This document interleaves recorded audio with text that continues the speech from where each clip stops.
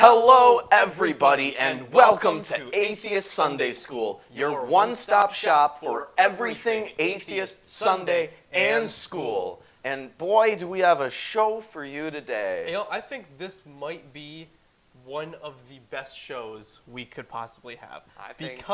Because of our special guest, Darren Slade. This guy is awesome. He has helped so much with some of the content that you have seen on this channel. A good amount of the stuff you have learned from us is because of this man right here.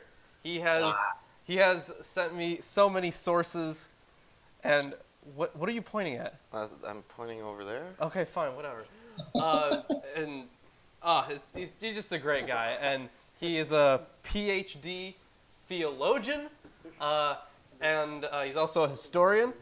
And before we hop into the announcements, Darren, why don't you introduce yourself, tell everyone about what you do, where they can, find more of your stuff, all that good shilling. Well, you are way too kind. It's been a pleasure being able to assist with the program. I absolutely love this channel. So, hi everybody, I'm Darren Slade. I received my PhD from the Rawlings School of Divinity out in Virginia, which is a hotbed of fundamentalism, Christian fundamentalism, something that I once was a Christian fundamentalist and have broken away from that.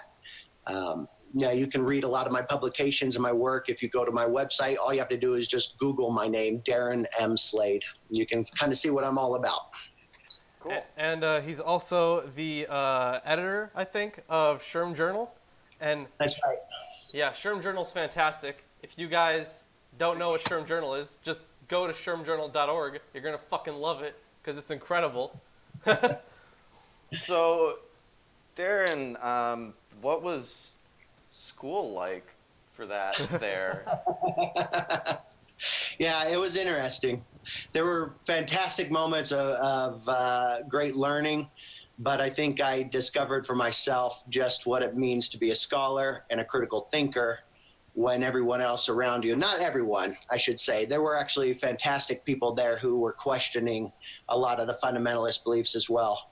But when a good portion aren't, you really learn a lot about yourself. Yeah. Well, we do like to hear stories about how people started critically thinking about these things. Yes. But let's hop into some announcements. Yes, let's do so. All right. So, first and foremost, the demon summoning is complete. Yes. It has been done. We have attempted to summon a demon, and now I'm just... Spoilers, we're not telling you whether or not we summon the demon. Yeah. You'll have find out. to watch it. A bunch of spooky sounds. Just imagine yourself hearing those. Yeah. So, one of the... Enjoy that live, guys, because it just dropped. That was hilarious. Okay. I just wanted it to be a little higher. Your heads are getting cut off. Sorry. Gotcha. Okay. Oof. Anyways, so, demon summoning, I'm pretty close to being done with that in the editing process. That was hard. It was.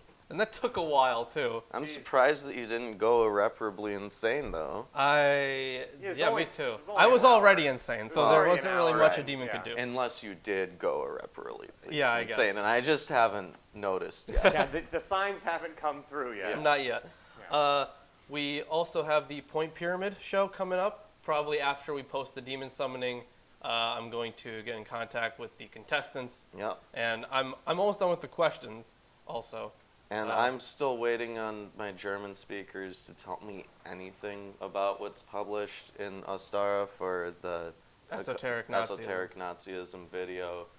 So, It's going to be years for this thing. audience, if you guys know German, why don't you, send Translate. us an email or something at milwaukeeatheists@gmail.com. Yeah, that works. And, maybe you can help us, because I can't find it in English. Yeah. It doesn't exist.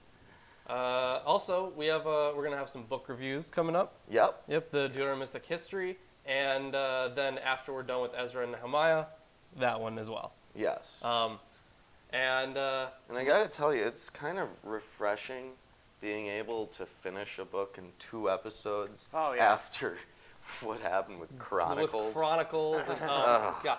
And just getting through Chronicles, because it's just, the same, pretty much a lot of the same stuff we already read, and it's just, so poorly written. Except more contradictory. Yeah, it's got a different account of what already happened and shorter and worse. It's just so bad. I am not a fan of the Chronicler.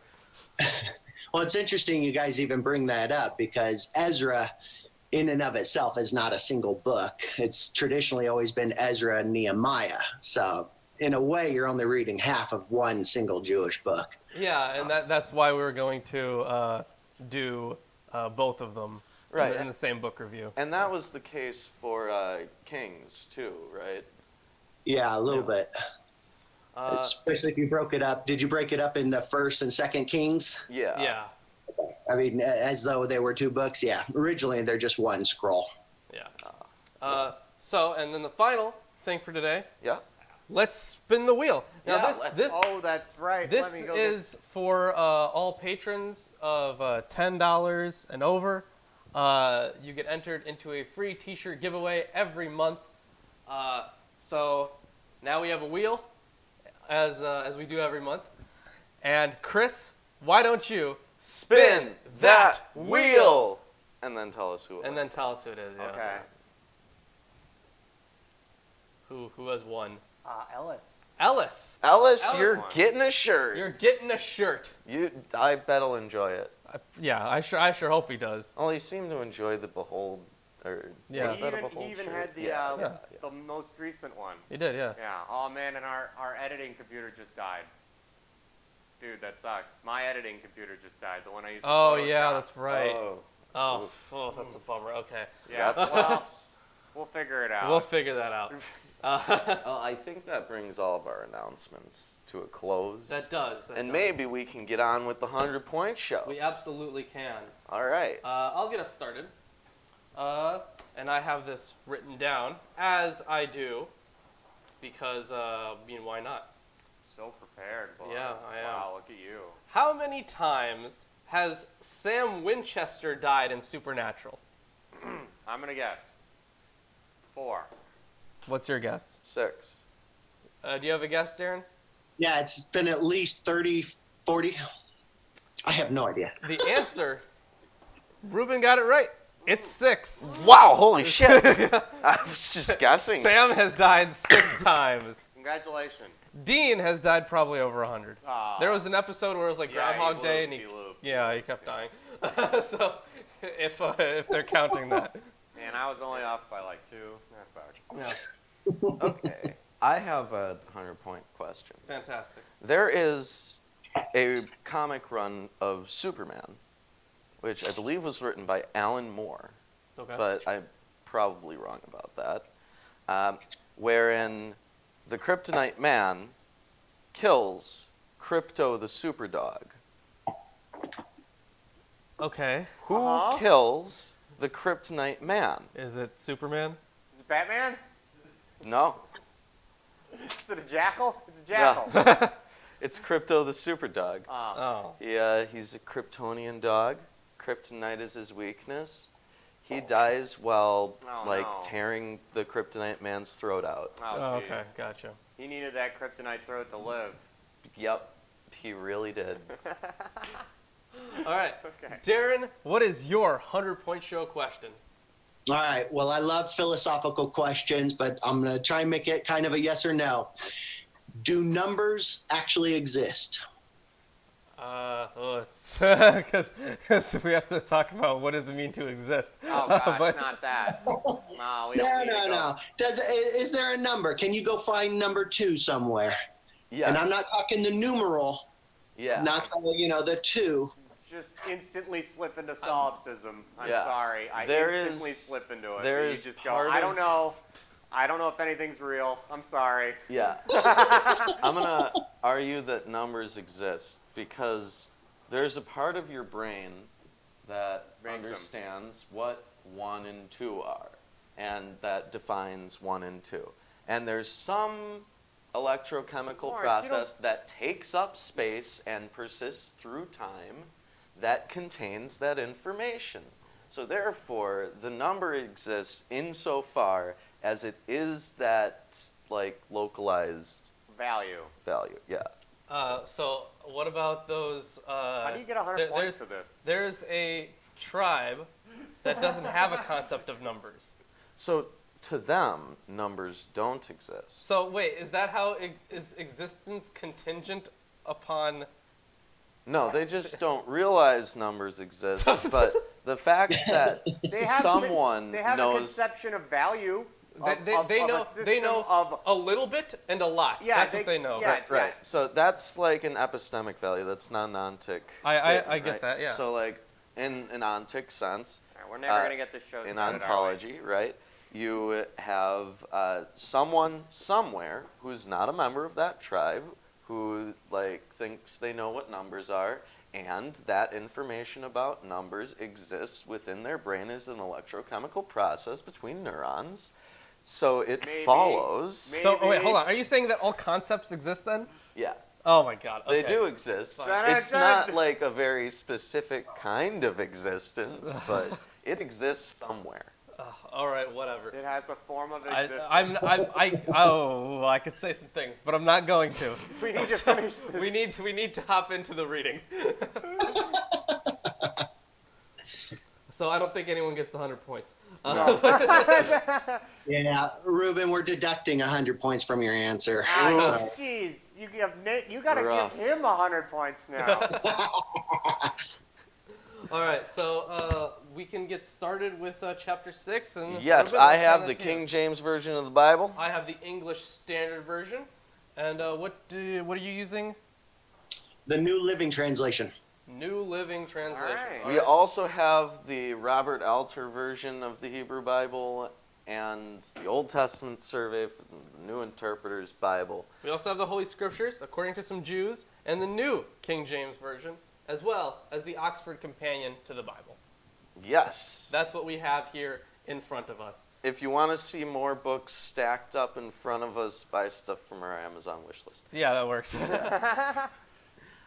Okay, I'll get us started off then. Chapter 6. Then Darius the king made a decree, and search was made in the house of the rolls. What is the house of the rolls? I have. Search was made in Babylonia. Oh. Well, it says, That's a lot different than like a house. the search was made in the house of the rolls where the treasures were laid up in Babylon. So. Oh, sorry, in the house of the archives, where the Archives. documents were stored. Oh, they're talking about scrolls. Yeah. For Jeez, rolls. and you thought it was all of Babylon. And That's Interestingly, before you go on, this is actually the only library ever mentioned in all of Scripture. Wow. really. Yeah.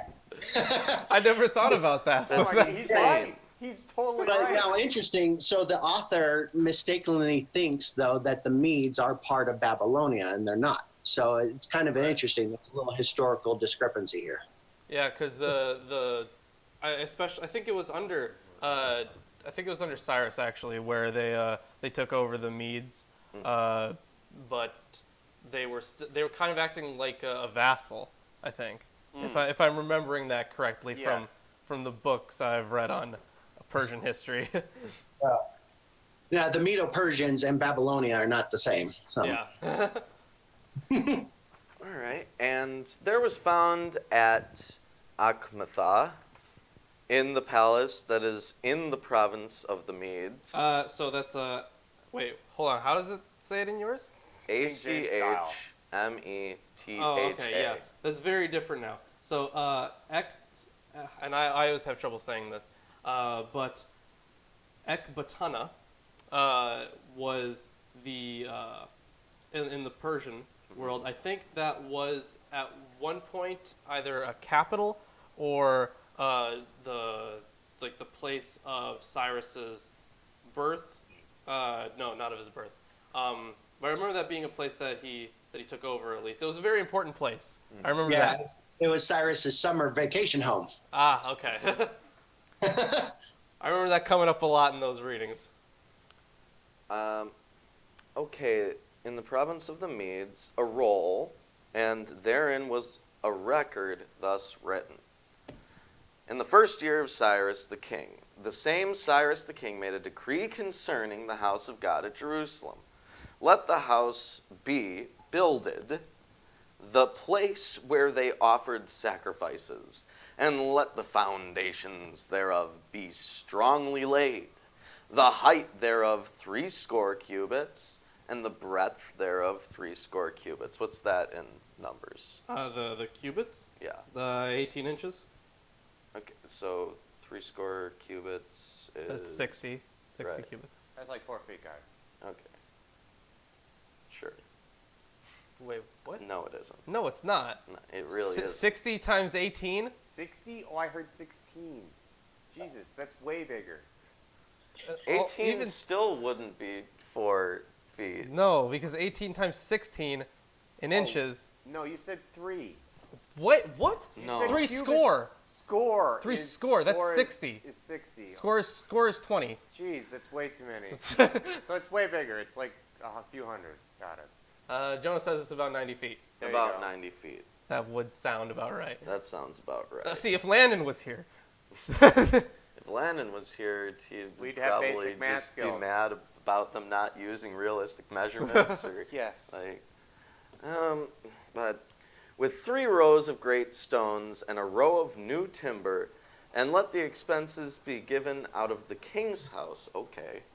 And also let the golden seal and silver vessels of the house of God, which Nebuchadnezzar took forth from the temple which is at Jerusalem, and brought unto Babylon, be restored and brought again unto the temple which is at Jerusalem, every one to his place, and place them in the house of God. So this is like just symbolic of the return from exile.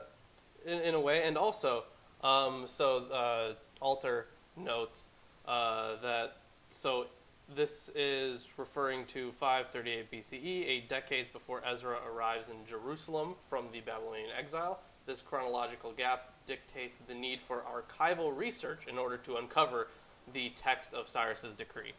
Well, one would think. Because Darius came after Cyrus. Well, okay.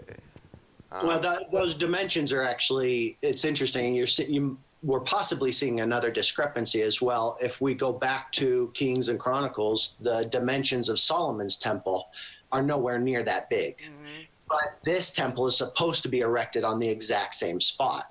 So either the author, the scribe of this, actually confused the numbers of what Solomon's temple looked like, or the decree is actually kind of giving this idealistic thing. You know, we want it grandiose, but it's not meant to be taken literally, that these are supposed to be the exact dimensions. Oh, so it's kind of like someone saying, it should be 1,000,000 feet long or something. Or add another 10 times men Right. to our numbers. Right, and I personally think that the scribe just got it confused, but just because the cubits, the dimensions are way too specific to have. Usually, when it's grandiose metaphorical numbers, they're more rounded off than they are here. But what's interesting is in Persia, the Zoroastrianism had no temples. They didn't prize temples or anything like that. So the decrees of Darius and Cyrus are really interesting because they're giving permission for the temple to be built, but they're also exalting it and really excited about it, but they wouldn't have had any precedent for doing so. Yeah, they definitely would not have been excited about it. These guys were just like, whatever, do your own thing. That's probably what happened. And then, these Jewish authors were like, this must mean he's in love with us. Let's continue with Darius's decree. Alrighty then. I guess. Now, therefore, Tatnai, governor beyond the river, Shetharboznai, and your companions the Apharsachites, which are beyond the river, be ye far from thence. Let the work of this house of God alone. Let the governor of the Jews and the elders of the Jews build this house of God in his place. Who's the governor of the Jews? Would that be He's the governor of the Jews. Actually, I don't know if we ever went over that. No. Would that have been? I don't recall a governor of the I Jews also do being not brought recall. up previously. No. And they've done away Here with... we go. I got a note here. from Alter. Tatnai is the Persian satrap appointed over the province of Yehud, or Judah beyond the river. The satrap of the Jews would be the civil leader of the Jews, probably Zerubbabel. Okay, so that was the guy from before who they approached Zerubbabel and the heads of the fathers' houses. So he was just a very important guy, Zerubbabel. I guess he was just leading stuff. Okay. Yeah, because I don't remember that term being used. Moreover, I make a decree what ye shall do to the elders of those Jews for the building of this house of God, that of the king's goods, even of the tribute beyond the river, forthwith expenses be given unto these men, that they be not hindered. And that which they have need of, both young bullocks and rams and lambs, for the burnt offerings of the God of heaven, wheat, salt, wine, and oil, according to the appointment of the priests which are at Jerusalem, let it be given them, day by day, without fail. That sounds like a terrible economic policy. I mean, yes, but also, they're just really hoping for some Persian nepotism. Yeah. That they may offer sacrifices of sweet savors unto God of heaven, and pray for the life of the king and of his sons. Also, I have made a decree that whoever shall alter this word, let timber be pulled down from his house, and being set up, let him be hanged thereon, and let his house be made a dunghill for this. Wow. So they this literally want them to tear his house down, hang him, and then like defecate all over the remains of the house. Yep. This is amusing to me because if you remember at the end of Deuteronomy, or somewhere in Deuteronomy, I don't know if it's the end, but there's the whole thing about taking words away from the book. Right. It appears in Revelation, but this is a very similar way. Like the author's trying to throw you off course here. Like these are legitimately the words, because if they weren't, I would obviously be subject to all these terrible things.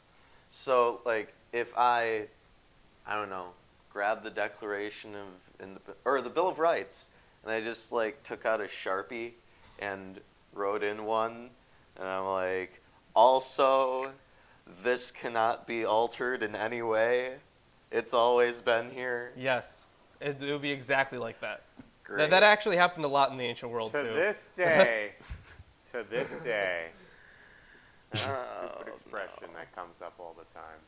And the God that hath caused his name to dwell there, destroy all kings and people that shall put to their hand to alter and to destroy this house of God, which is at Jerusalem. I, Darius, have made a decree. Let it be done with speed. So, eventually this temple does get destroyed. What? The temple gets destroyed. No, this is the rebuilding. Right, eventually this yes, temple- eventually the second temple does get destroyed. Now, who historically destroyed the second temple? It would have been during the Jewish War. During the And Jewish War. I think 70 CE is where it's at. Yeah. And did they have their,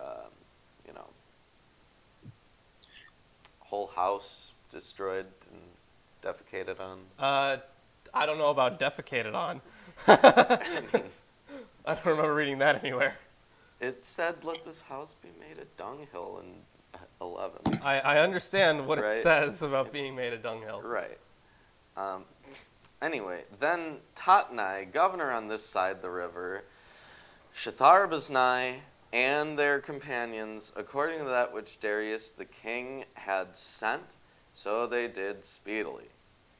And the elders of the Jews builded, and that's terrible. Yes, the phrase. The elders of the old.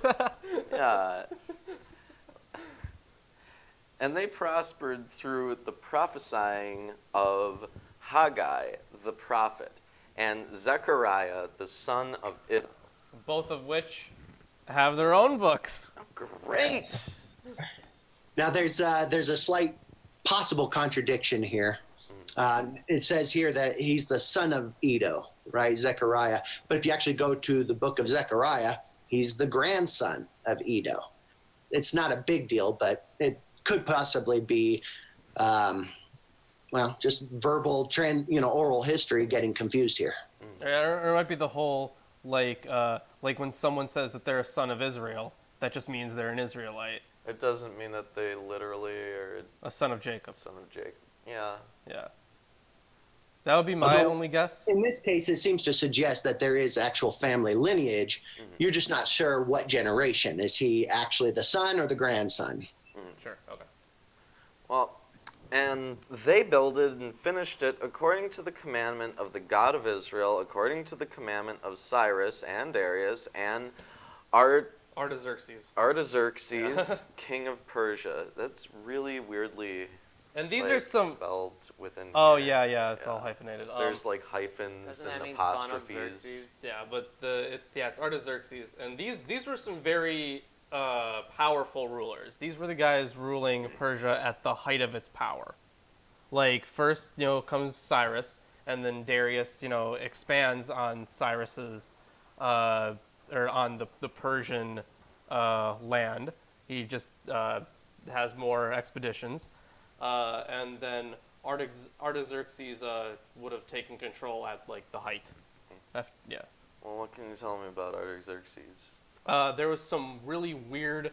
Okay, I'm not even sure if I should call this like a conspiracy theory, but this is like from ancient accounts too, that they can't just get it straight. Like there's an idea that like, did he kill Xerxes, or did one of his brothers kill Xerxes, or did someone else kill Xerxes and frame it on Artaxerxes? And it's just like a whole bunch of, it's a whole fucking mess. I was gonna use it as a 100-point show question, but I can't figure it out, so I went with something else. Yeah, 100 points. Who killed Xerxes? It depends on if you read the Persian accounts or the Greek one. Yeah. Well, now we know. No, we don't.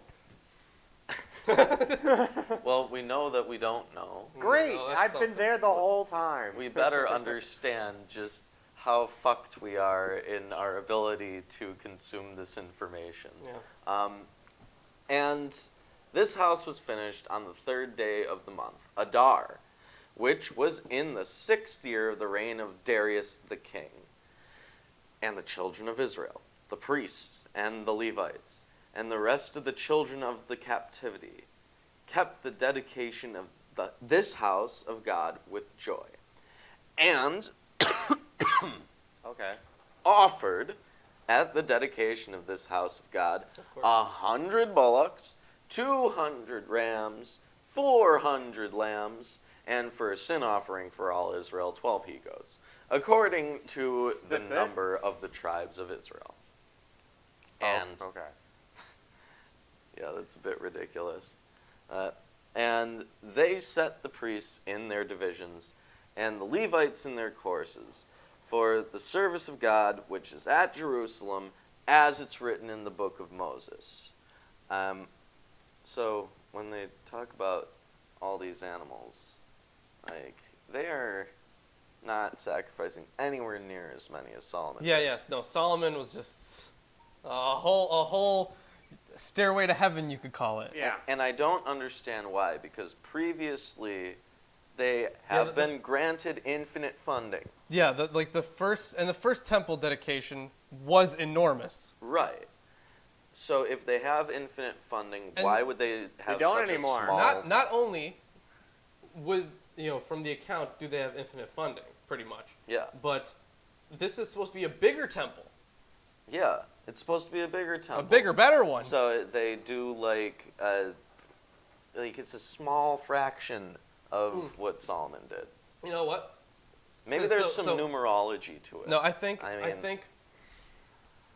so. The Ark of the Covenant isn't here, right? Because it would have been destroyed.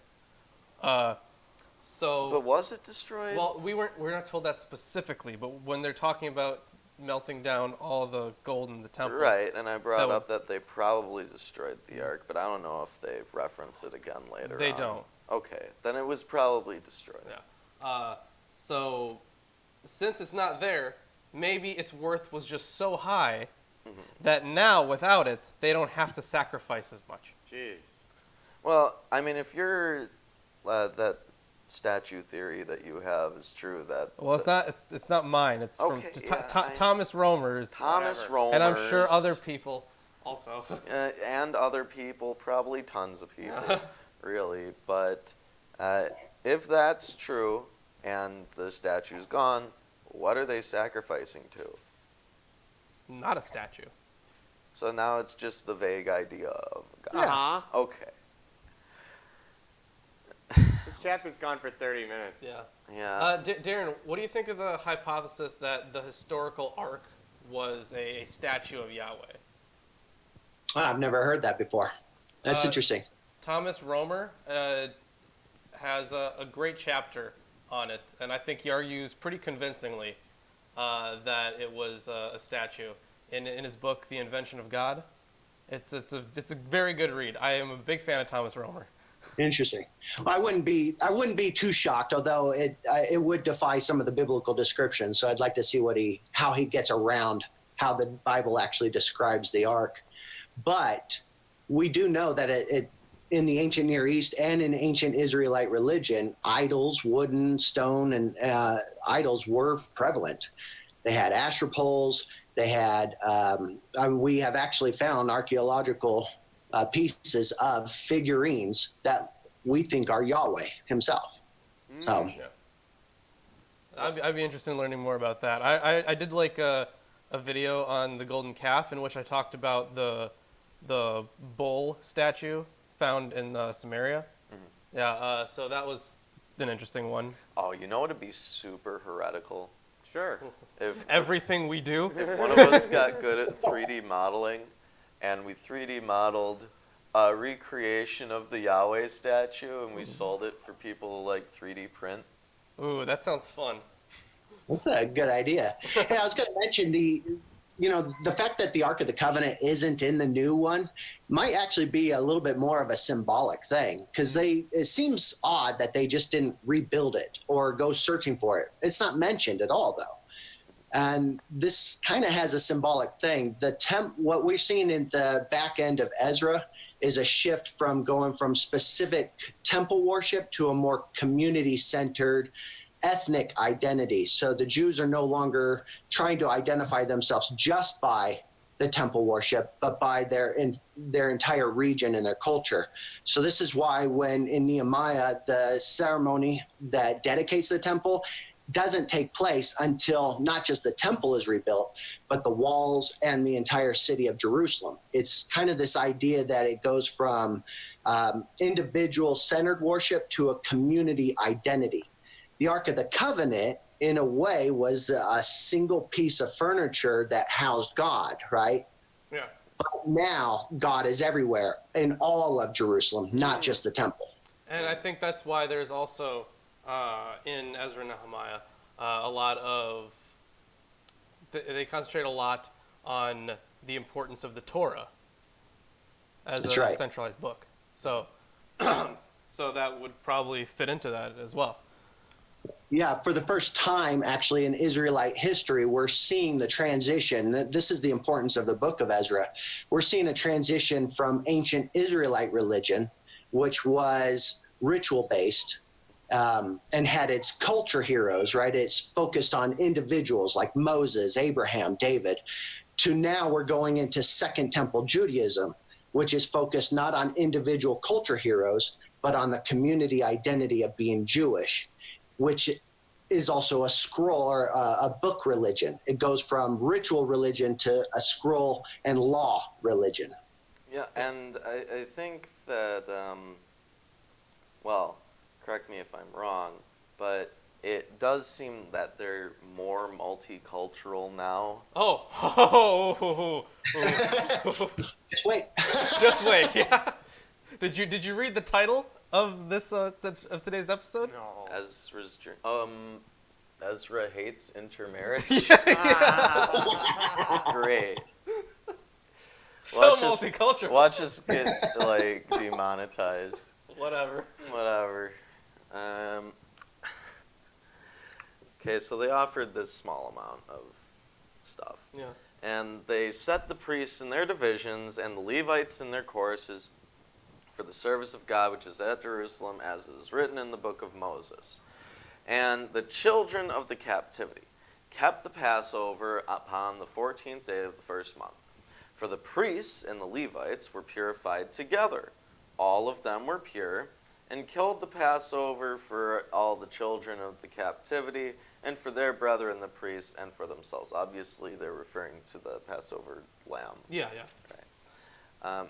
And the children of Israel, which were come again out of captivity, and all such as had separated themselves unto them, from the filthiness of the heathen of the land, to seek the Lord God of Israel, did eat, and kept the feast of unleavened bread 7 days with joy. For the Lord had made them joyful, and turned the heart of the king of Assyria unto them, to strengthen their hands in the work of the house of God, the God of Israel. And here's the weird thing. That is the end of chapter 6. But here's the weird thing I want to point out. It talks about the king of Assyria, when at this point, Assyria is pretty much, they were taken over by the Persians. The Neo-Assyrian period is over. Well, maybe it's now the Persian era. Maybe it's like, Alexander, king of X, king of Y, Pharaoh of Egypt. Maybe. So yeah, I guess king of Assyria, king of Persia. Yeah, I guess I know Cyrus was known to do that. I don't know if the It's titles. common as hell. I don't know if because the people titles take over were taken. vassaldoms during their reign, and then the vassaldom still feels like its own sovereign state, even though they're under a new king. Yeah, and I understand how takes vassal claim or whatever still, but and they like having longer names too. It's fun for them. It seems to be a very symbolic title too. Just by naming something the Assyrian king, you're actually talking about all the kings and royalties and empires of of Mesopotamia, past and present. All right, so since that is the end of chapter 6, if you guys are enjoying the screen, The screen. Yeah, Yeah, you guys are I enjoying the see stream, 18 watching. I should see 18 likes. Yeah, I'm enjoying the screen. Yeah.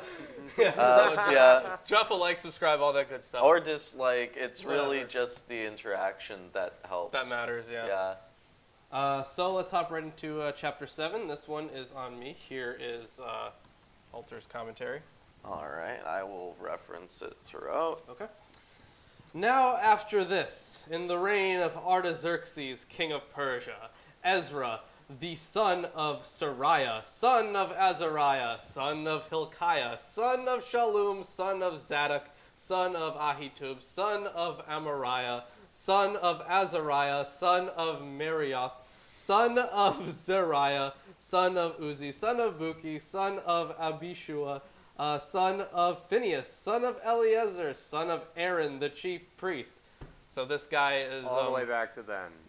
Yeah, he's an Aaronid. Alright. They could have just said that. It's supposed to detail his lineage all the way back to Aaron, and is meant to establish Ezra's impeccable legitimacy. Yeah, in the exactly. priestly line. Yeah, no shit. This Ezra went up from Babylonia. He was a scribe skilled in the law of Moses that the Lord, the God of Israel, had given, and the king granted him all that he asked for the hand of the Lord his God was on him. And there went up also to Jerusalem, in the 7th year of Artaxerxes the king, some of the people of Israel, and some of the priests and Levites, the singers, and the gatekeepers, and the temple servants. So back where you said the hand of God, it says here that the literal sense is hand, but the word sometimes has the meaning of power. Okay, that would make sense. We really can't underestimate the importance of this right here, that Ezra was a scribe. This kind of means that he probably worked in the Persian bureaucracy as well, that he was an employee, and likely a diplomat as well. So scribes in the ancient Near East were kind of the upper echelon of society. And the reason Ezra needs you to know this, or the scribe needs you to know that Ezra is doing this, is because we're seeing a fundamental shift in religion here. It's going from the oral ancient Israelite religion to a written Second Temple Judaism religion. And if you're going to completely overhaul and change the religion, which most scholars believe Ezra did, you need to show that you had the authority to do so. And so he's saying, I not only have authority by my lineage, but as a scribe of the Persian Empire. And I'm well versed in Moses' law, so don't even try and test me. And the thing is, this kind of propaganda, because I do straight up call this all propaganda. Most of the Bible is propaganda. It's a religious text. Yeah. It's definitively propagandistic. This has led some scholars, not really that many anymore, but when the documentary hypothesis was at its height, some scholars thought that Ezra was the compiler of all the documents, including Richard Elliott Friedman. I know we used his book, Who Wrote the Bible, on the show much earlier in the series. Yes, we did, and that was a good book. It was, it was all right. It helped a lot more than the Oxford Companion to the Bible. It did help a lot more than that. What doesn't? Well, what Jewish, the Talmud, so Jewish tradition says that Ezra was actually the compiler of Kings and Chronicles. So they kind of, and most scholars today do say that Ezra is the one who started compiling everything together so that it was a written religion from here on out. So is he? This is the guy chronicler? who's responsible for I hate the chronicler. I highly doubt us not being able to reference the book of the Chronicles of the Kings of Judah and or Israel. No, the thing is, there's no way this is the same author. Just from the writing style, there's no fucking way. Right, but the compiler, right? Well, then that guy's an asshole. Together, right? But you do notice a common theme between the two. In Ezra, the first half of Ezra, you're seeing subtle remarks trying to show the credibility of the scribe by him documenting and quoting from Persian decrees from the kings. Yeah. He's trying to show you, hey, I have access to these documents and I can quote them. This was considered a prized position in that society. So he's showing you subtly, I'm the authority here. You notice that in Kings and Chronicles, when it mentions all those other documents, the scribe is also doing the same thing. So I guess we can continue then. All right. And Ezra came to Jerusalem in the 5th month, which was in the 7th year of the king. For on the 1st day of the 1st month, right away, he began to go up from Babylonia. And on the 1st day of the 5th month, he came to Jerusalem. Took him 4 months, yeah, 5 months. Took him a while there. Mm-hmm. For the good hand of his God was on him. For Ezra had set his heart to study the law of the Lord, and to do it, and to teach his statutes, and rule in Israel. It says here, for the teachings of the Lord, the law of the Lord, it's possible that this phrase, Torah, so Yahweh, is an explicit designation of the Torah, or Pentateuch, especially in light of Ezra's role in making it canonical for the returned exiles. This is a copy of the letter that King Artaxerxes gave to Ezra the priest, the scribe, a man learned in matters of the commandments of the Lord and his statutes for Israel. This guy, this author, he cannot stop telling people how great he is. Is he still going on about that? He just, 2 times in a row. Verse 10 and verse 11 is pretty much saying the exact same thing. Great. Yeah. Artaxerxes, king of kings, to Ezra the priest, the scribe of the law of the God of heaven, peace. And now I make a decree that anyone of the people of Israel, of their or their priests or Levites in my kingdom, who freely offers to go to Jerusalem, may go with you. For you are sent by the king and his 7 counselors to make inquiries about Judah and Jerusalem according to the law of your God, which is in your hand. It says here, it is historically plausible that Ezra's mission to the province of Yehud was officially authorized by the imperial bureaucracy. Whether the empire provided financial assistance for Ezra's project is open to question. Yeah, I know. That would make sense. And also, to carry the silver, and gold that the king and his counselors have freely offered to the God of Israel, whose dwelling is in Jerusalem, with all the silver, and gold that you shall find in the whole province of Babylonia, and with the free will offerings of the people and the priests, vowed willingly for the house of their God that is in Jerusalem. I like how they've stopped pretending that silver has no value. Mm-hmm. Yeah. Now it's got value. Like, earlier it was worthless and everything was just gold everywhere. That's like an idea for a giant shirt. gold cyclopean bricks, right? But Lawrence, that's an idea for a shirt. What? Silver's worthless. Oh, and we should have it written in gold. Yeah. what was it that silver is an insult? Yeah, we have to find the specific thing, Yeah. but we'll get it. That's a good idea. Fantastic. Now, what's interesting here is we're actually looking at a major political thing going on. It's not just that the king is wanting to give honor to Yahweh because he likes different local gods. At this point, the Persian Empire, especially in the Libyan area, what's modern-day Libya, is actually under revolt. They're revolting against the Persian Empire. So at the time of Ezra and his journey to Jerusalem, the Persian Empire is almost on the brink of war. So in Jerusalem, by constructing that city, he's actually fortifying, the Persian Empire is fortifying it with walls and this and that as a way of creating a buffer between the Persian Empire and the revolters in Libya. That's good strategy. Yeah. Oh, it's better than flanking. Man, Yeah. it was always just flanking before this. Yeah, or what did they do? They ran away, Chariots. then went around. That's Right? flanking. That was that David or was Yeah. that Saul? I forget who that was, but I think that was David. He like ran up and then he was like, "Hey, we're here," and then they started chasing after him and then they ran away, but then they came back around. Yeah, Yeah, that I was David, I remember- think. I They remember faked him that out. was nuts. Yeah. Or where they stomp around the city and then shout. Oh yeah, Real Jericho. loud. Yeah. Yeah. And then, Bad strategies. They usually. dragon shouted the walls down. That's Whatever, what yeah. happened. yeah.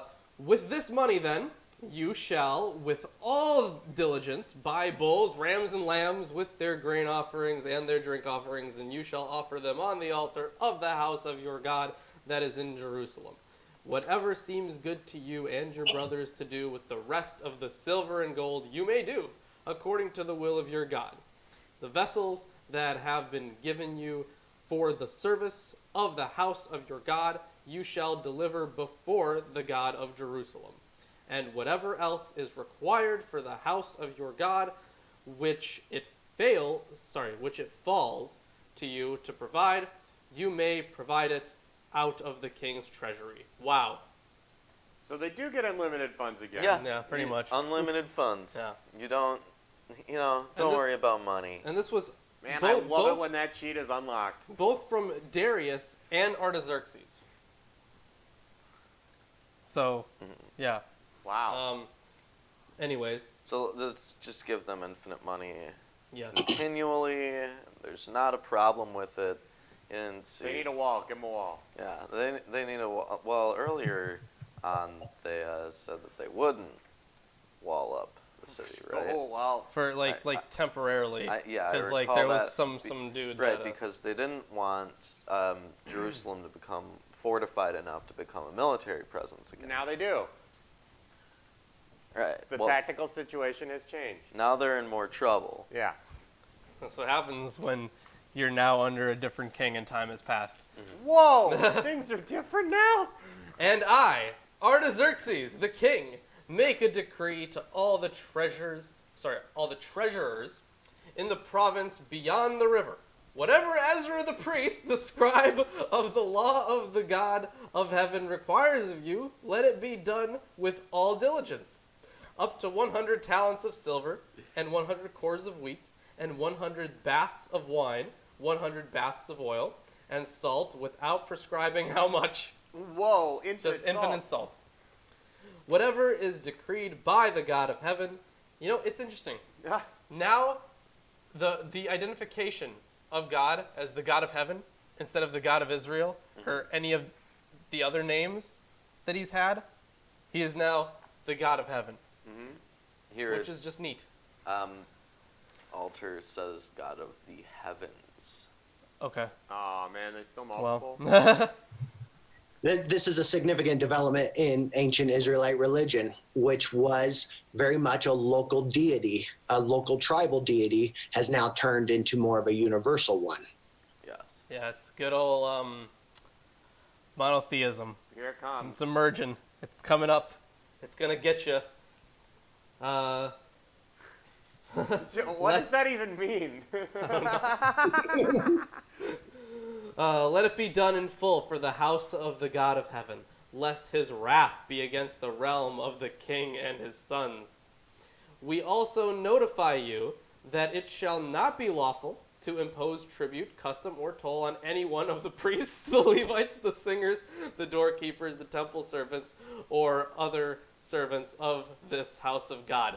So this is where, is this how taxes are, or is this how churches get out of paying taxes? They point to this? Yes. Yep. I'd like to point out here, there's a footnote for let there be fury against the king's kingdom and his sons. Yeah. It says this clause was surely not part of the original imperial document. Yeah, there was no way that would be in there. And you, Ezra, according to the wisdom of your God that is in your hand, appoint magistrates and judges who may judge all the people in the province beyond the river, all such as know the laws of your God, and those who do not know them you shall teach. Whoever will not obey the law of your God and the law of the king, let judgment be strictly executed on him, whether for death or for banishment or for confiscation of his goods or for imprisonment. Wow. That's a lot of They, things. they did not change much over the years. You'd think they would have. I mean, No. I mean, if we're talking about like modern day Christians, like most of them don't want to, do any of this stuff. Yeah, they don't want to break down your house, hang you from a post, Yeah, and they then don't- defecate on the remains of your house. They don't want to do that, I don't think. Ezra was into some weird shit. Weird shit. Nice. Blessed be the Lord, the God of our fathers, who put such a thing as this into the heart of the king, to beautify the house of the Lord that is in Jerusalem, and who extended to me his steadfast love before the king and his counselors, and before all the king's mighty officers. I took courage, for the hand of the Lord my God was on me, and I gathered leading men from Israel to go up with me. And that is the end of chapter 7. Oh boy. So that a lot of stuff happened. Ezra is apparently the greatest guy around. The best. And apparently the Persians have a hard-on for the Jews. So Currently, Yeah. money. yeah, lots of stuff. So let's see where that goes. I'm just waiting to get into the intermarriage stuff. And if you're enjoying us so far, give us a like or a dislike, subscribe, check out our Amazon. That's in the, It's in the Nightbot this way or that way Oh, who right knows? now? I guess that way. One of these ways. That way. It's that way. Yeah. Nightbot is that way. But also it's in the description because I've seen Nightbot pop up once in here. That's it. Yeah. I haven't seen it do shit either. Yeah. I don't know what's up. I don't know. But either way, are you guys hearing something? Oh, yes, some very strange interference is coming Does through. our guest know about that? Oh, I don't think he does. Well, No, he's totally in the dark. Okay, well, here. Okay. Have some dark. Okay, thanks. Uh-oh. What? Is it on? Behold, I am your Lord and Savior, Jesus Christ, and I want to let all you heathens and sinners know that I support this wonderful episode of Atheist Sunday School. Lawrence and Reuben try their very best to bring you the true glory of the Bible, and they need your help. They have provided links to their Patreon page and other social media just for you. Once again, my name is Jesus Christ, and this is Milwaukee Atheists. The Lord is with them. God bless. He's gone. Wow, thank you, Jesus. Jesus, that was amazing. Jesus Thank you. Christ. Always coming in and chilling out for us. What a great guy. Ooh, that was so nice. I feel blessed. Yeah, it's great. Let's hop right into chapter 8, and that is going to be our guest, Darren, who has so far been amazing. Yes. Yeah, I'm pretty good. Round of applause. I like that. Round of applause. And our one studio audience. Hello, studio audience. Studio audience, clap. Audience. There's only one. Yeah, studio audience. There he is. He's clapping. Yeah, he's Thank doing you. it. Okay. Woo! Good job. Well, thank you. It's a privilege. All right, chapter 8, Exiles Who Returned with Ezra.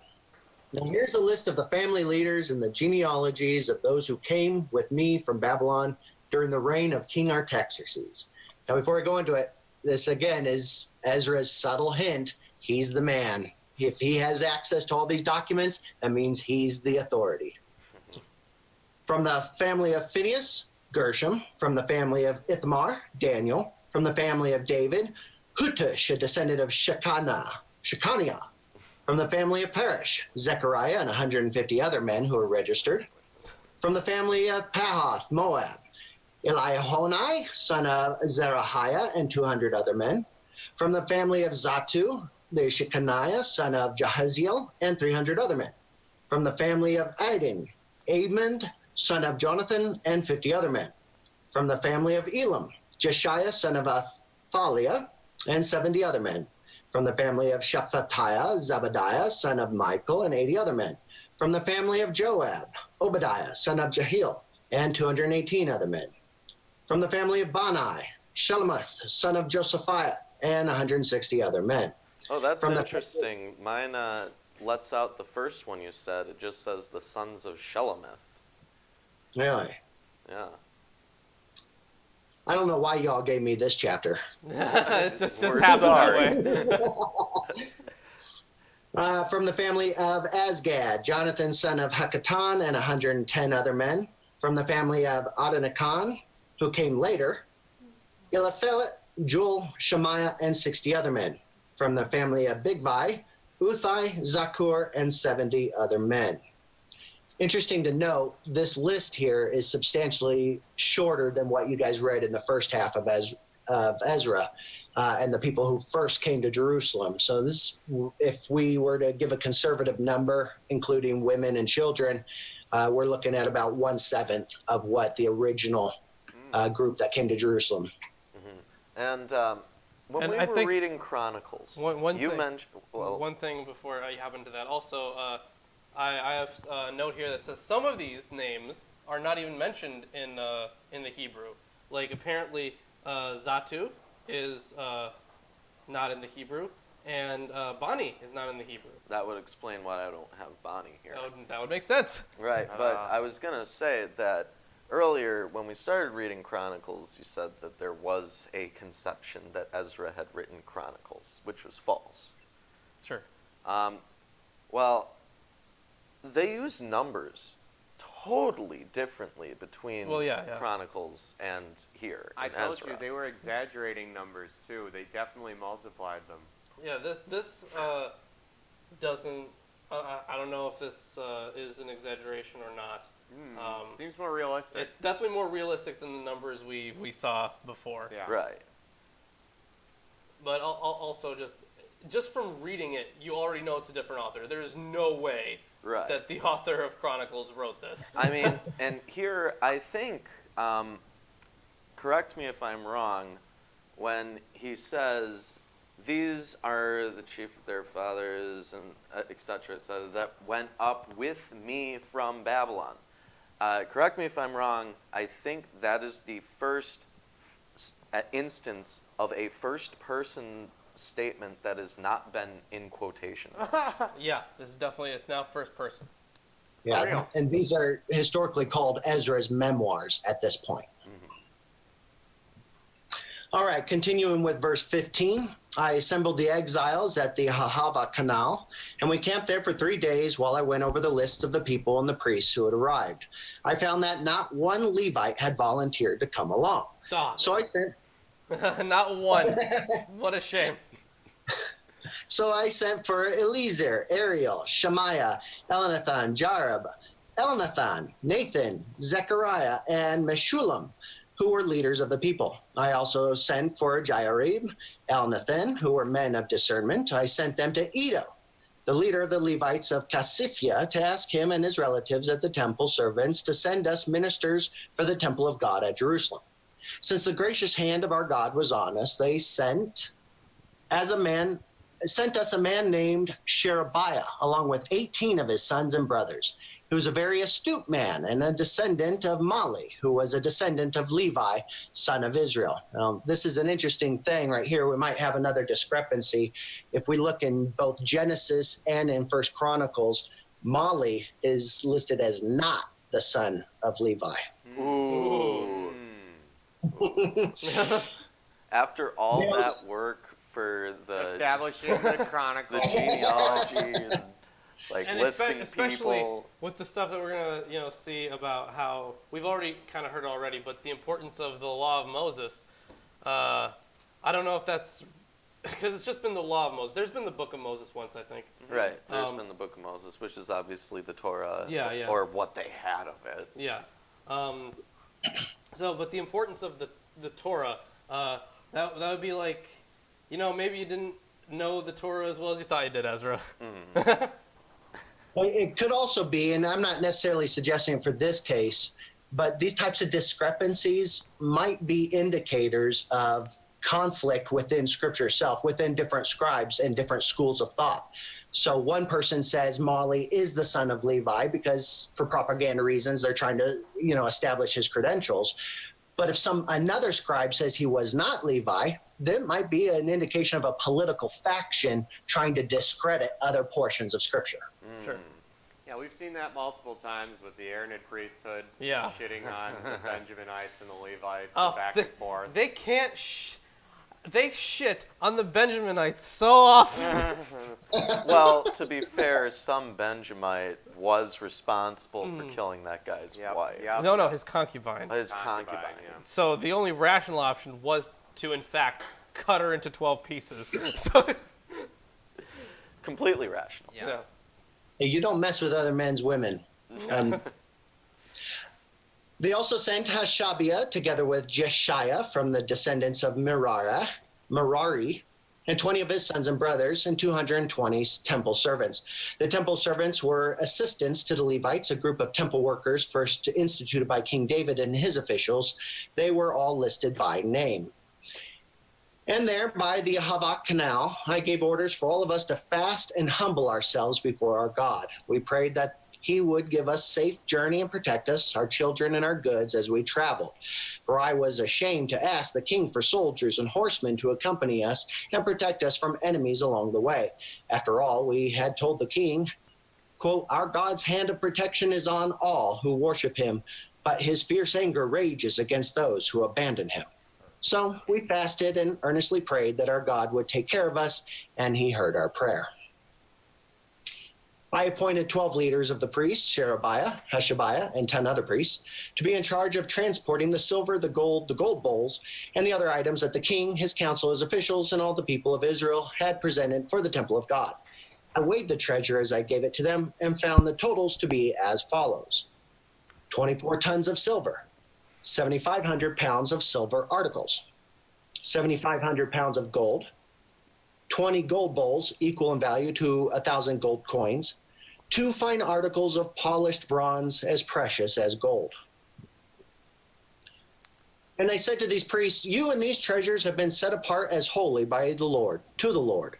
This silver and gold is a voluntary offering to the Lord, the God of our ancestors. Guard these treasures well until you present them to the leading priests, the Levites, and the leaders of Israel, who will weigh them at the storerooms of the temple of the Lord's temple in Jerusalem.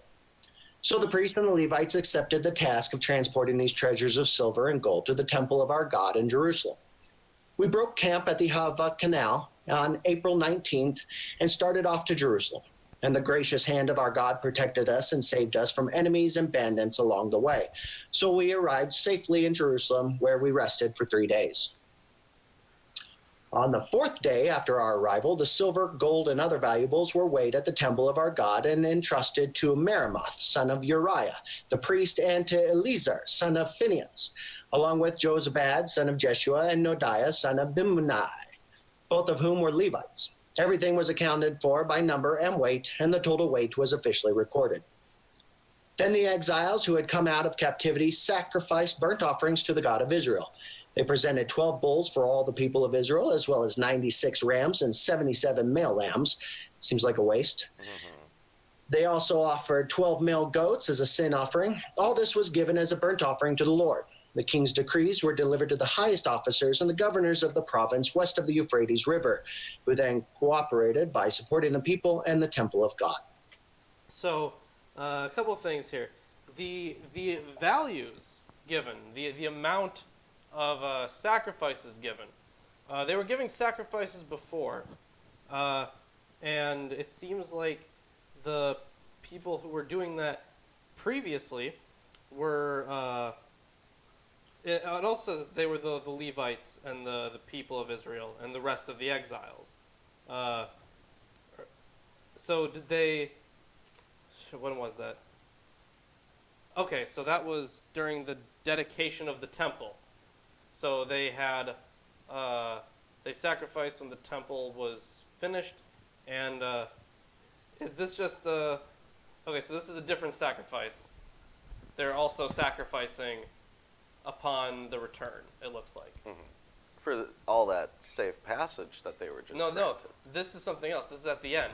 Oh. So after they returned, yes, they sacrificed, and during the on their way. On the way, they also sacrificed. Yeah. Okay. Well. As you do. Yeah, that's a lot of animals, but not quite near Solomon numbers. We can probably start using Solomon's name as an adjective. Like, yeah, you really Solomon this up. Yeah, exactly. Well, it goes to show kind of the superstitious nature of the ancient world. Yeah.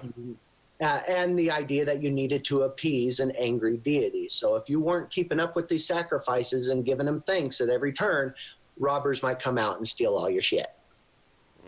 And Alter notes pretty much what you've been saying this whole time, that it seems that not only was the temple project authorized by the Persian emperor, but also Ezra's standing as leader was authorized, suggesting that Ezra, before he returned to Jerusalem, was known in imperial circles and enjoyed some kind of recognized position in the court. Yeah. Excellent. Well, if you're enjoying the stream so far, like, comment, subscribe, share it to your friends, family, neighbors, ex-wives, ex-girlfriends, strange children, homeless people on the street. Just the regular people you talk to, the usual suspects. The local librarians and school teachers while they're in class. Yes. Well, they wouldn't be because it's Sunday. But... anyways, with that being said, let's get on to chapter 9. Yes. Now, when these things were done, the princes came to me, saying, the people of Israel and the priests and the Levites have not separated themselves from the people of the lands, doing according to their abominations, even of the Canaanites, the Hittites, the Perizzites, the Jebusites, the Ammonites, the Moabites, the Egyptians, and the Amorites. Most of these were people that Israel ran into some problems with. Yes. Yeah. 4. They have taken of their daughters for themselves, and for their sons, so that the holy seed have mingled themselves with the people of those lands. Yea, the hand of the princes and rulers hath been chief in this trespass. So I have a holy race. Yeah, the holy race. And it says that, apparently it just means offspring, but I don't know why holy race is the translation of that. No, but that's actually fairly good to scripture here. If we're moving into Second Temple Judaism and you see this in the New Testament, it comes out to play a lot. Now you're seeing extreme racial bias. The Jews versus everybody else, the entire Gentile world. And so already we're seeing from Ezra's movement that the Jewish religion must be a cohesive solidarity, that you do not intermarry with others because those are Gentiles and we don't trust them. And when I heard this thing, I rent my garment and my mantle and plucked off the hair of my head and of my beard and sat down astonished. He tore off his hair? He tore off his hair from his head and his beard. Damn. That's dedication. Also with this, we've run into problems with interbreeding before. Yes, but the thing is, it happened a whole bunch earlier, and it wasn't necessarily an issue. It was on and off. Yeah, not a problem at all, really. In fact, when you look at a lot of the genealogies, they're showing that there were other foreigners and different ethnicities inside the Israelite religion. Yeah. Yeah. So it's like now it's gonna be a problem. Now we're going back to like xenophobic. people being punished for. Well, this is the old tribalism. When the 10 tribes of Israel were up north, and then you had Judah and the tribe of Benjamin down in the south, they hated each other. They were suspicious of each other and started considering the other practicing a different religion and being a complete foreigner, completely different race. Now you're seeing this really come to play. We're Jews. We're from the tribe of Judah and from Benjamin. Nobody else. Yes. Then were assembled unto me every one that trembled at the words of the God of Israel, because of the transgression of those that had been carried away. And I sat astonished until the evening sacrifice. He doesn't have to act so astonished. They have pointed out numerous times, they have stressed the fact that all of the problems of the Jews go back to them, because they did something wrong, so God must now punish them. That is a theme consistent throughout this. So he shouldn't really be surprised, is what I'm saying. Yes. And at the evening sacrifice, I arose up from my heaviness, and having rent my garment and mantle, I fell upon my knees and spread out my hands unto the Lord my God, and said, "Oh my God, I am ashamed, and blush to lift up my face to thee, my God, for our iniquities are increased over our heads, and our trespasses grown up into the heavens." Like, what? I don't understand. What does he think was going on, like, in Genesis? Does he think that everyone was just supposed to, like, bang their sister at the time in order to keep the tribe as closed off as possible? And that's what happened. Like, it just seems ridiculous.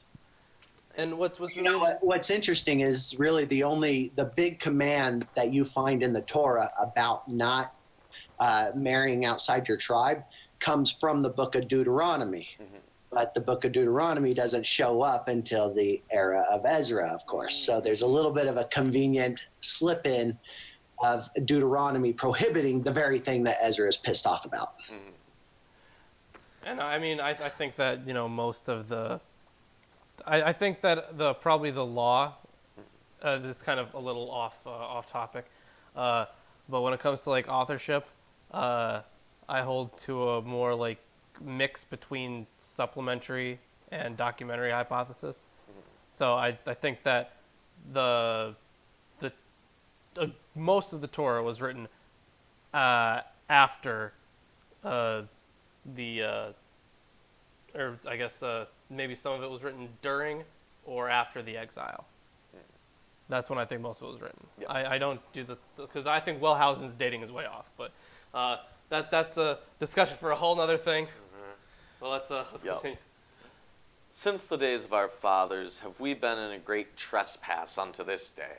And for our iniquities have we, our kings and our priests, been delivered into the hand of the kings of the lands, to the sword, to captivity, and to spoil, and to confusion of face, as it is this day. And now, for a little space, grace hath been showed from the Lord our God, to leave us a remnant to escape, and to give us a nail in his holy place, that our God may lighten our eyes and give us a little reviving in our bondage. For we were bondmen, yet our God hath not forsaken us in our bondage, but hath extended mercy unto us in the sight of the kings of Persia, to give us a reviving, to set up the house of our God, and to repair the desolation thereof, and to give us a wall in Judah and in Jerusalem. That's right. And Put up make that Mexico wall. pay Put for up it. that wall.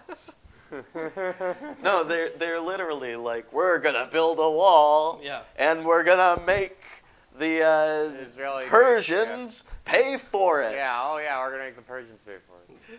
No, they want to pay for it. Yeah, they want to pay Either for way. it.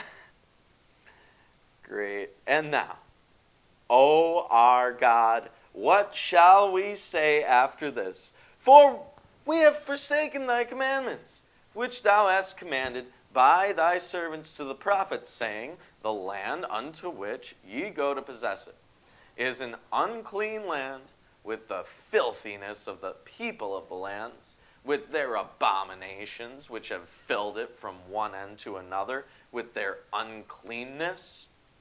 Now, therefore, give not your daughters unto their sons, Oh, okay. neither take their daughters unto your sons, nor seek their peace or their wealth forever, that ye may be strong, and eat the good of the land, and leave it for an inheritance to your children forever. So it it's seems- really, just before you say anything, I think that it's really ironic that he says not to seek their peace or their wealth forever, when this is literally being funded By someone else. by a foreign entity already. Like, That is true. I was going to point out that it seems like they're kind of, reestablishing this conditional, kind of like the dynastic promise. yes, They're reestablishing that, but now they're saying it straight up that it's conditional. yeah, But now the issue is intermarriage. Now it's not worshiping other gods. Now the issue is intermarriage. yes, Which I find interesting. And what I find also kind of cool is he's talking to God the whole time, except for this verse, the one that you just got to. Verse 12, he is now addressing the people. yes. Yeah. And after all that has come upon us for our evil deeds, and for our great trespass, seeing that thou, our God, hast punished us less than our iniquities deserve, and hast given us such deliverance as this, should we again break thy commandments and join in affinity with the people of these abominations? Wouldst not thou be angry with us till thou hadst consumed us, so that there should be no remnant nor escaping? O Lord God of Israel, thou art righteous, for we remain yet escaped, as it is this day. Behold! Behold! Oh, that's right. Darren, you got to shout behold. Behold! Fantastic. Excellent. Yeah, behold. We do that every behold. Yes. There's only been one. I There's had only it at one today, 0 yeah. this whole time. I'm like, there haven't been any beholds. It's a good meme. Yes.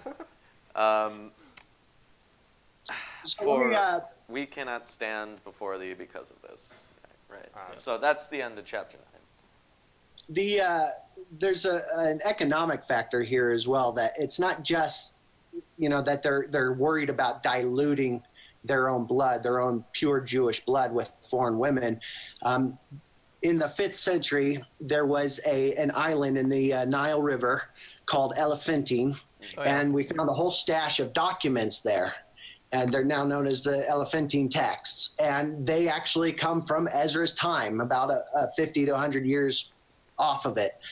They describe a lot of foreign women. What they were doing was they were marrying into Jewish tribes, in a way stealing the land, as a way of stealing their land. So there was an economic factor happening here too. By marrying outside of the tribe, foreigners were now taking possession of Israelite land. That's interesting. I didn't know that about Elephantine.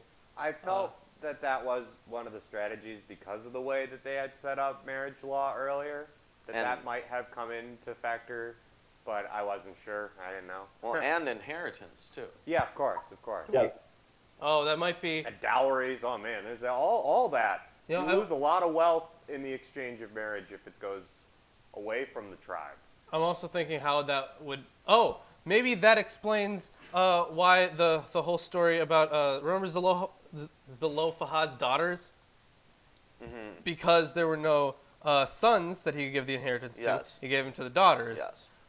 So maybe that was established because of something like this. Maybe. I'm not sure. That's just... Well, surely at some point they ran into a problem. As is tradition. And don't worry, Jim. I see you in the chat. I love you too, baby. Okay. But this goes to a larger theme. Whenever you're reading the Old Testament, and you could even maybe get away with saying the New Testament as well, but everything about the Old Testament you need to read in the context of a small tribe, a small group of people who are desperately trying to survive. And so they will do everything they can to keep their lineage, their people alive. If they trace themselves to Abraham and then through Moses, and they think that they had this great empire at one time, regardless of all that, they are surrounded. They are an island in a sea of Gentiles, and they're desperately trying to keep themselves alive. So, and alive not just in the survival sense, but in a pure blood sense.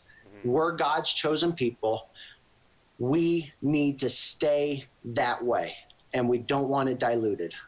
And I think it might go a little further than that, because... Well, he calls them unclean abominations. Yeah, no, I understand that. But when it comes to reading the Old Testament in general, I definitely agree on you need to understand the context of these things, otherwise you don't get it. That's a problem with many Christians and many atheists, too. They don't understand the context of these things, and they both of them take stuff out of context, and it really pisses me off when either side does it. But we definitely need to understand what the author was trying to get across, what the purpose for writing these texts were. Well, it's an interesting system of segregation that's proposed here, right? Because they're not saying that they can't come in and do sacrifices and worship Yahweh and do, commerce within Jerusalem. They're just specifically telling them not to breed with them. Mm-hmm. Yeah. But I don't see that as like reasonably possible to persistently Enforce. apply. Well, or enforce. remember, how bad was the half-tribe of Manasseh? Pretty bad. They didn't like them either. Yeah, well.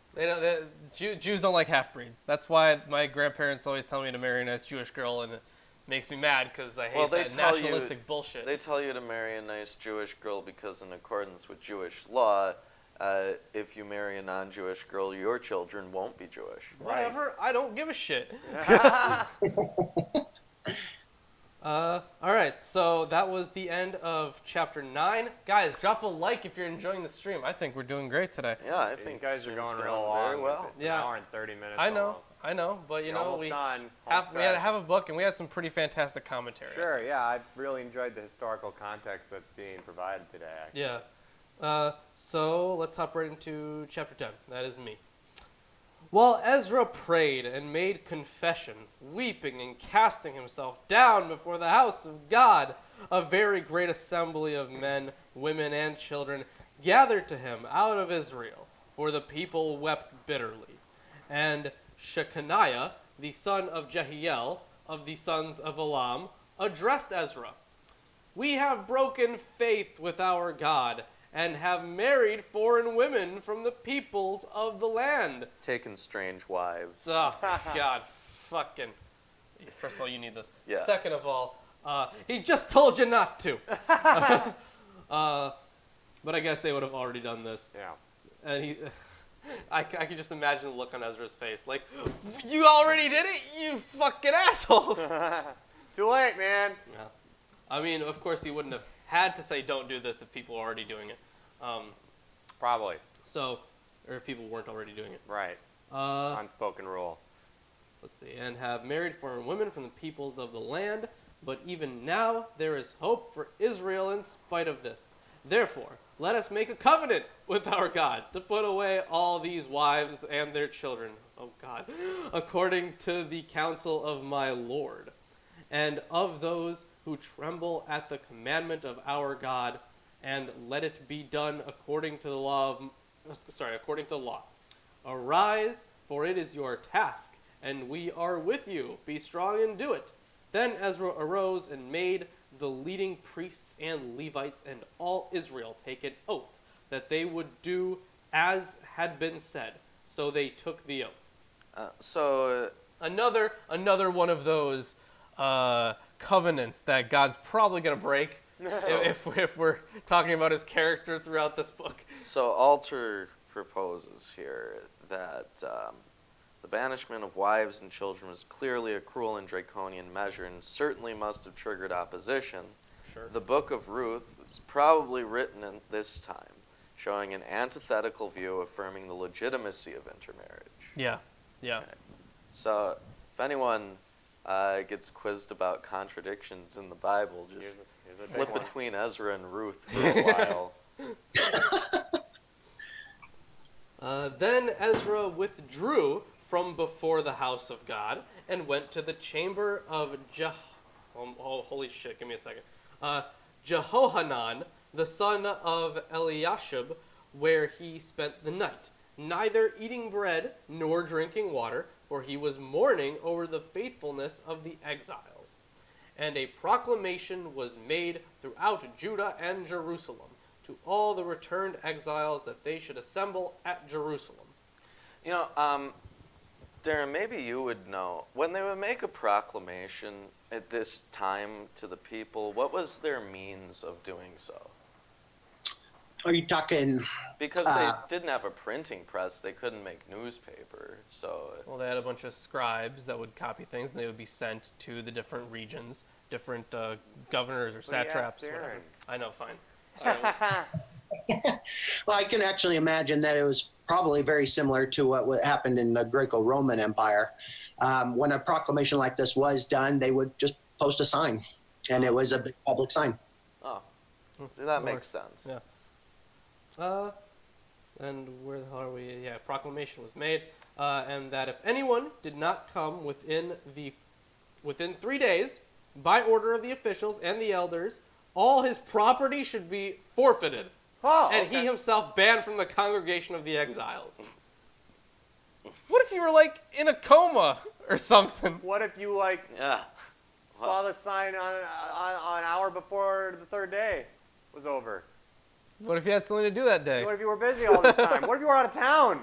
Yeah, what if you're out of town? Gosh, you're out of What town, if- you lose your property, you come back, you're banished. What if you were a leper and a priest had locked you away for a week? Yes, that's right. What if you touched the leper and you were stuck sanctifying yourself for 3 days? Oh man, Oh, a lot man. of problems here. Jeez. Then all the men of Judah and Benjamin, assembled at Jerusalem within the 3 days. It was the 9th month on the 20th day of the month, and all the people sat in the open square before the house of God, trembling because of this matter and because of the heavy rain. They couldn't go inside. Where? And Ezra, the priest, stood up and said to them, "You have broken faith and married foreign women, and so increased the guilt of Israel. Now then, make confession to the Lord, the God of your fathers, and do his will. Separate yourselves from the peoples of the land and from the foreign wives." Then all the... Wait, what's up? It says there's a word here. So when it says his will, the Hebrew noun ratzon, which in earlier texts means what is pleasing, here appears to be moving into its later sense of will. Okay. Ooh. So that's, the language is evolving. Yeah, of course. Yes. That would make perfect sense. Which would make translating a huge pain in the ass. Yeah, yeah. Then all the assembly answered with a loud voice, "It is so! We must do as you have said. But the people are many, and it is time of heavy rain. We cannot stand in the open. Nor is this a task for 1 day or 2, for we have greatly transgressed in this matter." You know, in other words, it's going to take us a while to get rid of our families, and we don't really want to do it in the rain. Really not feeling up for it. "Let our officials stand for the whole assembly. Let all in our cities who have taken foreign wives come at appointed times, and with them the elders and judges of every city, until the fierce wrath of our God over this matter is turned away from us." So let's build a hate mob and go from city to city, Hating. slaughtering all of the people, or at least expelling them, because they don't fit into the specific ethnic profile that Yes. we're looking into. Well, you Clearly. know, race Supremacy? is the most important thing ever. Apparently. Yeah. Only Jonathan, the son of Ashael, and Josiah, the son of Tikvah, opposed this, and Meshullam and Sabbathai the Levites supported them. Wait, so they weren't the only ones that opposed this? No. Oh, okay, so it's talking... Wait, hold on. So when it talks about Meshullam and Shabbathai supporting them, are they talking about the guys that were just mentioned, or this new ordinance?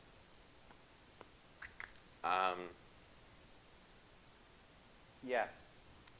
Let's see, it's hard to find in this because it isn't broken up like Yeah, that. yeah. Which verse is it specifically? 15. 15. "But Jonathan, son of Asahel, and Jahaziah, the son of Tikvah, stood forth for this, and Meshullam and Shabbathai the Levite aided them." Okay, so then it does sound like it's not just Ashael and Josiah. Then the returned exiles did so. Ezra, the priest, selected men, heads of fathers' houses, according to their fathers' houses, each of them designated by name. On the first day of the 10th month, they sat down to examine the matter, and by the first day of the first month, they had come to the end of all the men who had married foreign women. That sounds vaguely scary and creepy. They had come to an end Yes. with all these. They have terminated them. Do not look at the man behind the curtain. Now there were found some of the sons of the priests who had married foreign women. Damn it. Ooh. Messiah, Eleazar, Jarib, and Gedaliah, some of the sons of Jeshua, the son of Jozadak, and his brothers. They pledged themselves to put away their wives, and their guilt offering was the ram of the flock for their guilt. Of the sons of Immer, Hanani, and Zebediah. Of the sons of Harim, Messiah, Elijah, Shemaiah, Jehiel, and Uzziah. Of the sons of Pashur, Elionai, Messiah, Ishmael, Nethanel, Jozabad, and Elasah.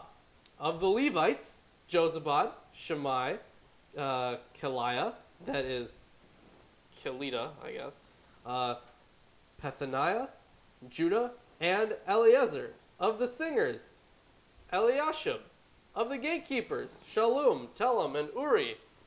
And of Israel, of the sons of Parosh, Ramiah, Isaiah, oh my god, Malchiah, I guess that's how you pronounce it. Oh, this is a list, by the way. Yay! Like, basically from here on, Yay! it says I see that.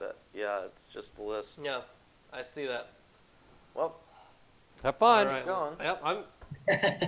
Fuck you too. Yeah, I'm gonna keep going. Let's see. And I lost my place. I'm gonna start over. No. Oh, okay. I'm gonna take a nap. Wake me up when you get there. Mijamin, Eliezer, Hashabiah, and Benaiah. Of the sons of Elam, Metaniah, Zechariah, Jehiel, Abdi, Jeremoth, and Elijah. Of the sons of Zatu, Elinoi, Eliashib, Metaniah, Jeremoth, Zabad, and Aziza. Of the sons of Bebai were Jehohanan, Hananiah, Zabai, Athli. Of the sons of Bani were, it'd be nice if he told us this was going to happen.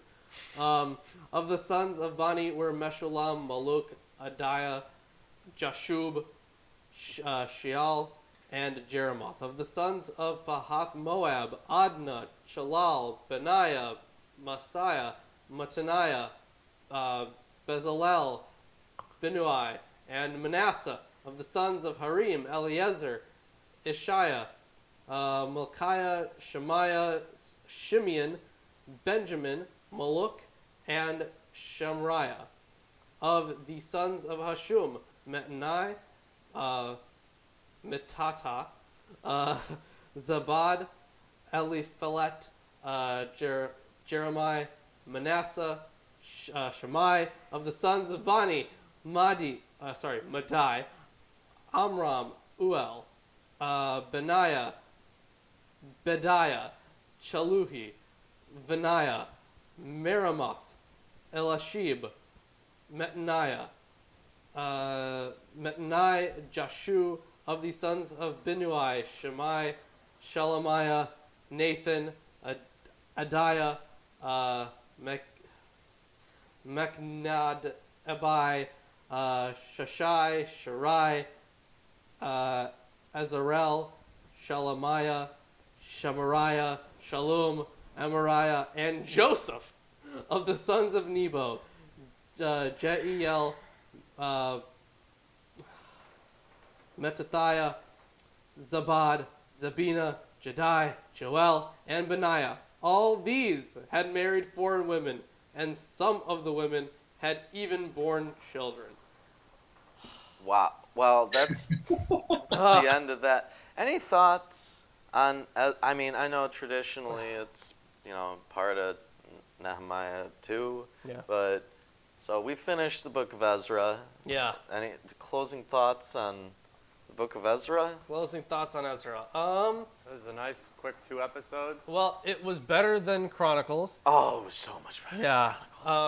We had some, some corporate stuff with all those letters from kings and those back and forths. I have a major thought, I suppose. I wrote it down that in Ezra 8, that there was a major shift between the type of narrative where it's in real-time first-person perspective as opposed to the third-person or after the effects. Yeah. Second. So I thought that was really fascinating that we're starting to hear those. Because when I was a kid, I remember in church, there's so many parts of the Bible after this, obviously, that do that are in the first-person perspective story mode. I mean, yeah. And I didn't recall how much was in third person. I thought it was just Genesis that was like, oh, it's just about God, so it's got to be about third person perspective because it's written by people. So I don't know. It's neat to see somebody actually write their own stuff as opposed to writing about what happened. Yeah, Especially after Chronicles. Especially after Chronicles. I just don't understand, like, they're putting away their. What does that even mean? Are they killing them? No, they exile them. Exiling them? Yep. Where are they Oh my exiling? god, now mine does not look much better. I'm just flipping through it. It looks like it's Lists on lists? there's some lists. Yeah. Ah, yes. Great, amazing. Oh, Well, that's the reading for today. That killed me on the inside.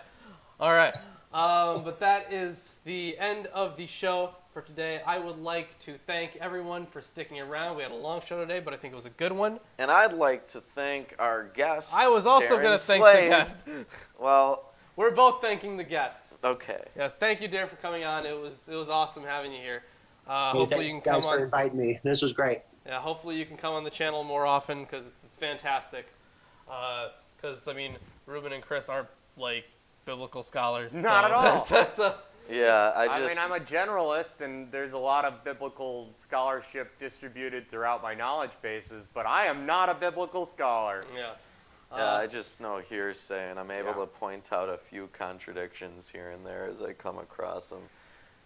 It's like, why? These people haven't done anything wrong. I know. But they were exiled. Well, That's something they did according to their sadomasochistic theology. Well, earlier there was a rationale, right? Because they were like, they're worshiping foreign gods, and they're like socially degenerate, and like their culture's all messed up. Here, they've been talking about them. They're worshiping Yahweh. They're married to members of this tribe. They're like, for all intents and purposes, it seems as if they have acclimated to living in the region and participating in the culture, and like this Why is kill them off now?